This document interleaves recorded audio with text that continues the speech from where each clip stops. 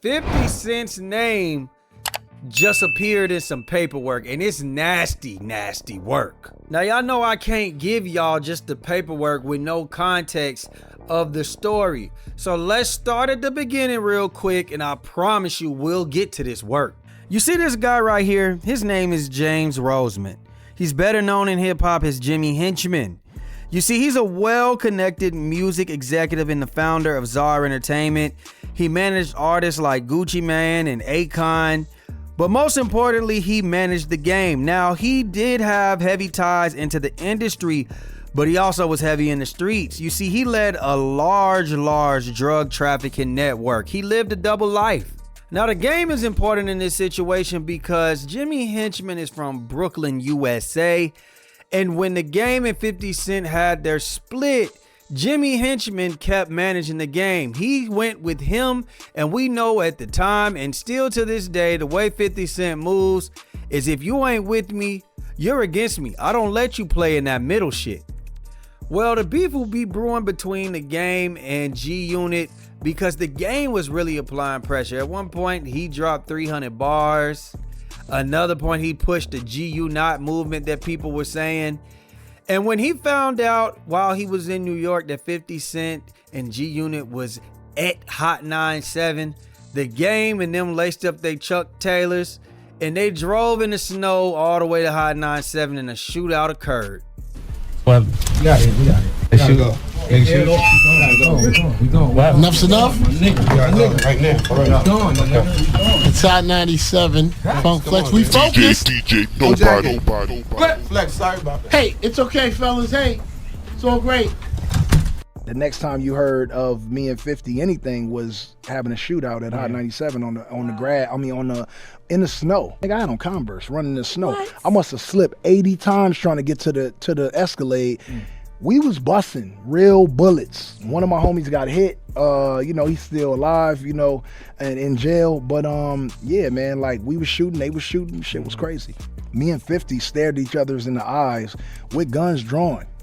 Two niggas that was friends and homies, and they came up in hip hop together. And I don't even know who fired first shot. I just know we were shooting at each other. And at that moment, everything was in slow motion. It wasn't about nobody else that was there, even though I had 30 niggas with me and 50 had 30 niggas with him, man. It's almost a blessing that only one person got hit. But I know one thing for sure is that if 50 is gonna be a power in hip hop at any moment from now, he gotta be standing next to me. Now, we like to get on these YNs for talking too much, but what the hell is that, gang? Now, the slap that sparked off a whole nother side of the beef is in March 2007 when Tony Yayo and his friend and G-Unit associate Lowell Lodi Mac Fletcher spot Jimmy Henchman's 14-year-old son walking down the street with a Czar Entertainment shirt on outside of his Manhattan office. This is back when everybody's office was on the same street.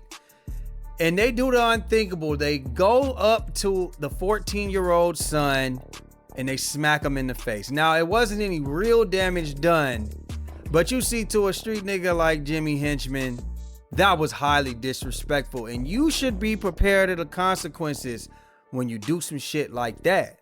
Lodi Mac would then be charged with assault with a deadly weapon and possession of a firearm, and he would happen to go do 2 years in prison. Lodi Mac would do 2 years in prison. Whole time he didn't even know it was a cake baking on that ass, and when he got out, he would tragically be killed. Now, here's the details. Apparently, Jimmy Henchman hired a team of men to do the hit. He paid them in $30,000 worth of cocaine, and the guys gladly went and did the job. Now, they found out wherever Mr. Fletcher, Lodi Mac, would be, and they hit him in the chest multiple times with a silencer. These dudes were legit.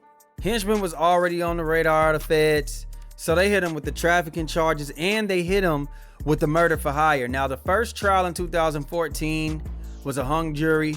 So the second trial in 2014, he ended up getting life with 20 years. He ended up winning an appeal and doing a retrial, and they gave his ass life plus 30 years. God damn. Now we know the streets, when that murder for hire happened, we knew that those streets already knew what happened. We already knew who put that hit out. And apparently due to some paperwork that just came out, 50 Cent knew too. And he would point the police, allegedly, this is all alleged, in the right direction. Now yesterday T.I. dropped a diss track called The Right One, and he said, yo 50, I got some paperwork and your name is on it. Now we know that 50 Cent has been alleging that T.I. is the snitch. So for T.I. to say so confidently, I got the work, and then the next day, Tasha K is dropping paperwork. Now that's not her area of expertise. She's more so of a celebrity gossip. I'm assuming that somebody delivered this to her to put on the internet. I ain't gonna say who I think it is, but 1 + 1 is 2. Now this says right here at the top that this is the U.S. Department of Justice, the Drug Enforcement Administration. It's an investigation report involving Brian Smith. And they would do an interview of Curtis Jackson on 10/12/2009. On or about October 9, 2009, S.A. Brian Smith received an anonymous call from a cell phone number. The caller stated that we should investigate James Roseman, aka Jimmy Henchman, in regards to the Lowell Fletcher, aka Lodi Mack homicide. After further investigation, it was discovered that the phone used to place the anonymous tip was connected to Curtis 50 Cent Jackson. On October 12, 2009, S.A. Brian Smith and David Torres arrived at the home of Jackson located at a disclosed address in Farmington, Connecticut. Jackson confirmed that he was the person who placed the anonymous call and that he was in fear for his life following the death of Lowell Lodi Mack Fletcher. When asked what he believed the motive for Henchman to murder Lodi, he stated that he believed Lodi was killed for the assault on Henchman's 14-year-old son. Lodi and various band members from the G-Unit group had participated in. Jackson stated that he would cooperate with the investigation and would be willing to provide any information he may have in connection to the shootings involving Jimmy Henchman. Jackson disclosed that he was shot in the past and the persons who attempted to kill him had been hired by Irvin Lorenzo, aka Irv Gotti, and Kenneth McGriff, aka Supreme, further asserting the fear for his life. Let me first say this. It's 2026. We've seen tricky paperwork. We didn't seen fake paperwork. I don't know how true this is, but I'm about to give an opinion under the assumption that this is the truth, all right? I know a lot of people will be surprised at this. But if you really think about this, right? If this is true, I'm gonna tell you why you shouldn't be surprised.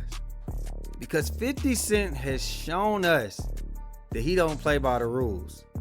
50 Cent has shown us that he don't go by street codes. He done violated plenty of street codes. I know we probably think he wouldn't take it this far, but I do. And I think that's why 50 Cent is so brilliant. 50 Cent is so smart, because he doesn't box himself in like the rest of these street niggas do. You know what? He gotta get up out of here. He just killed my homie. I ain't trying to be in that type of beef right now. I'm a young, successful black millionaire. Fuck it. I'll do it. I'll make the phone call. Now, I don't know if 50 Cent would be expecting to be in some paperwork, but if this is true, this is career threatening, because just a couple of weeks ago, he put up the tip line commercial of T.I. saying, yo, call in for tips. Whole time, you actually did the calling in. It's already been said when you got stabbed at the studio by those Murder Inc. members that you the one who placed the order of protection. Listen, I don't know. I don't know what you are willing to do and where the buck stops. But I do know that you exercise the type of I would say, demeanor of somebody who's willing to go further than anybody else to get people out of the way. You play the game smart. Why do I need to kill this man back when I can just send him to jail? It's like being Omar from The Wire, just you not gay. He was willing to kill, steal, do whatever he needed to do, but he also would play the other side and testify, say names, work with the police, cooperate. You might be one of those, 50. I mean, 50 wasn't as connected in the streets as Jimmy Henchman. He wasn't as connected in the street as Kenneth Supreme McGriff. You saying Irv Gotti name? These people was actually putting in work. So I could see why 50 Cent would kind of be a little bit scared of his life, little PTSD. Supreme team got him hit. He survived. Now I will give 50 Cent, he was cool on the outside if this is the case, because he's always giving a demeanor like, you know what? I'll go anywhere I want. Ain't nobody gonna mess with me. But that has to give you some type of paranoia. I always thought about that. Like, that's always had to give you some type of paranoia, which is probably the reason why he walked around with bulletproof everything. Because being shot and then still talking shit after, you know what's coming next. They gonna make sure they stand over you and put you to bed.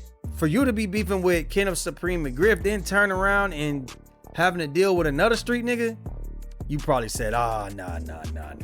We ain't doing that again. And if this is a move by T.I. that I suspect it is, touche. That's a good calculated move. You see, 50 Cent the one who decided to take it this far. But I just don't know if I can see 50 Cent doing all of this, knowing that this exists. So right now, I'm gonna assume that this is fake. I'm gonna let y'all talk, and y'all can let me know, how do y'all feel about it? Do you think this work is fake? And if it's real, what do you think this does to 50 Cent's career? 50 Cent can make it through a lot of different things. Do y'all think he can make it through this?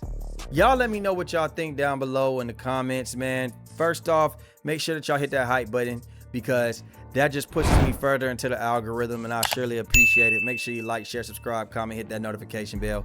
We out, baby. Boom.